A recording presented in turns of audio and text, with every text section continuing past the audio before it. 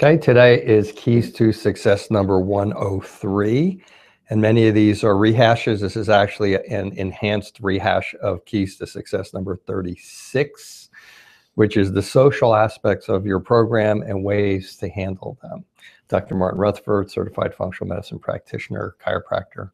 Dr. Randall Gates, board certified chiropractic neurologist, also a chiropractor. Okay, and this was Dr. Gates's call.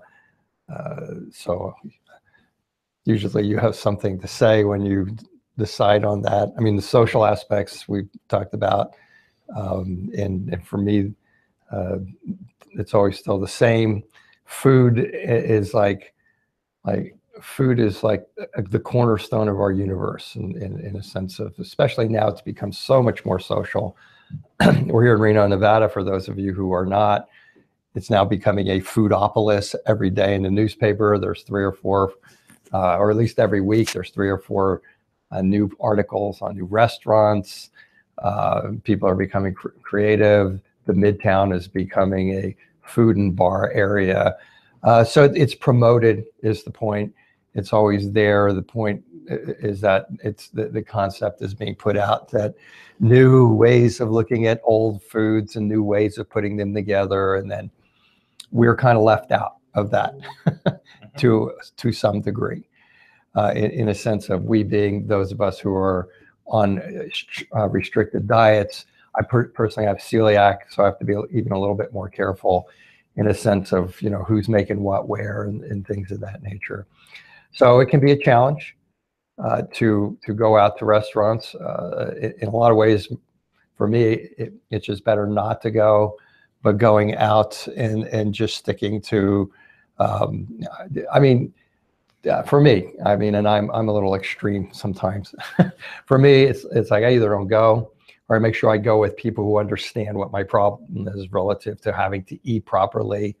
I've been in a position where I'm eating the way I'm eating, and people are saying, "Oh, the gluten thing, and why don't you drink, and why don't you do this, and why don't you do that?" And I just say, you know, it just makes me feel better if I eat this way. But for me, again, I like feeling well.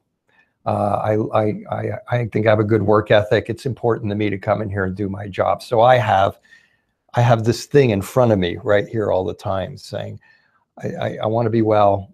I want to feel good every day. I love feeling good. I can't, I know everybody goes like, who doesn't? Well, a lot of people don't like it enough for it to change them. And I do. And I want to work, and I want to do a good job. I want to be coming here and I want to be here.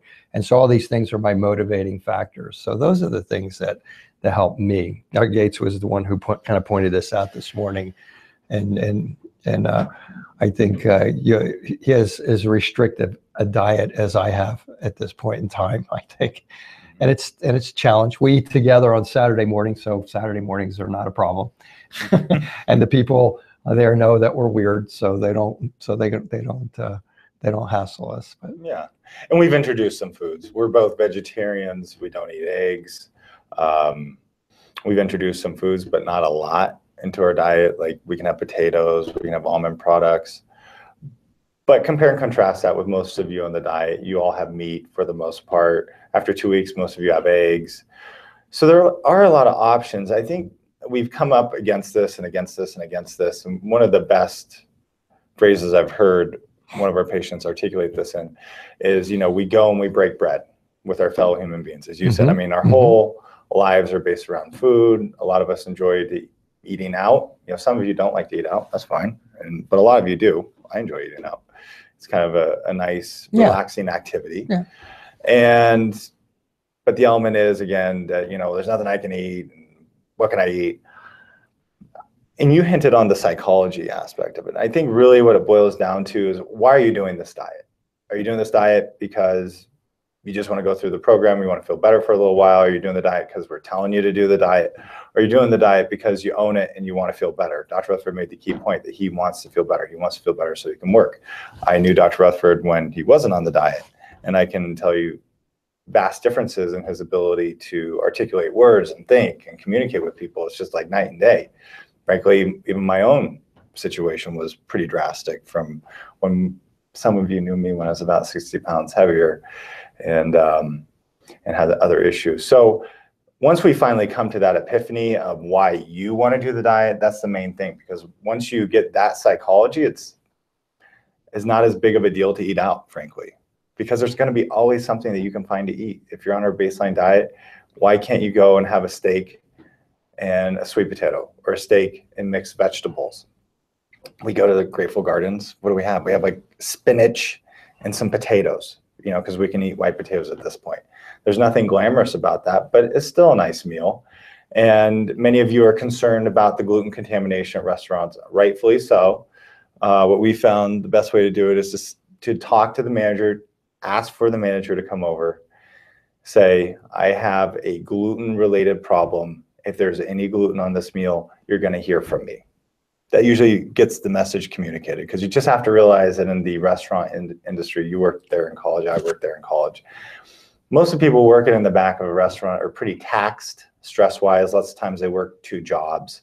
And I think that's part of the reason why a lot of them may make some mistakes putting some gluten on your steak.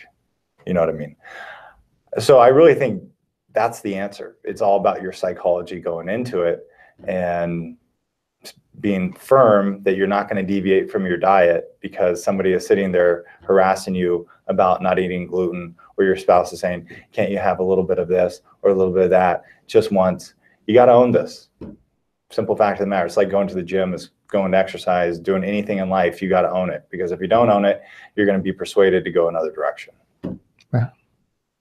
Yeah. Anything you want to chime in on that? No, I think you hit it. I think that's it. I mean, 2 things are why you're doing it, and being able to withstand the social aspects of the people who aren't doing it. And this isn't always true, but in my observation, the people that I'm sitting there with who are kind of giving me a hard time usually are not very healthy.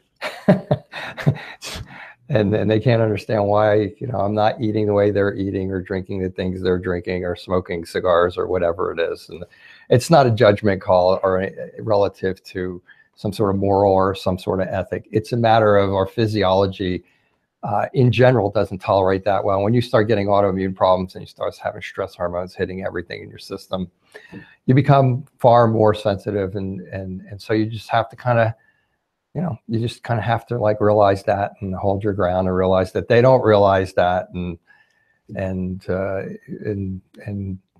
just eat what you're going to eat. And if it becomes a problem, then don't eat with them anymore, which is what I've done. I'm not saying that to be smart. I mean, that's what I've had to do in a couple of cases. I just don't go out to dinner with those people anymore, because it just, if they're not going to give, that's fine, but I'm not going to sit there and have to like deal with it every single time. So. And I also say, I mean, we're not completely unsympathetic to this issue. Most of you know that when we go through the reintroduction, I will give you rice and corn if you don't have an allergic reaction to them or an intolerance, to where you can have them twice a month.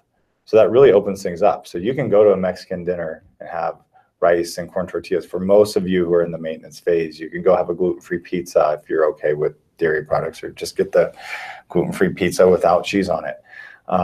There are a lot of things you can do in those cheat meals if you need that. But again, I think Dr. Rutherford said it well. People are harassing you and giving you a hard time about it. Maybe just don't go out to eat with them. Yeah. I don't know.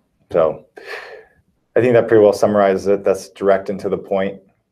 And sometimes we need to hear that. And we'll see you next week, unless you had anything else to add. Nothing else. Okay, we'll see you next week.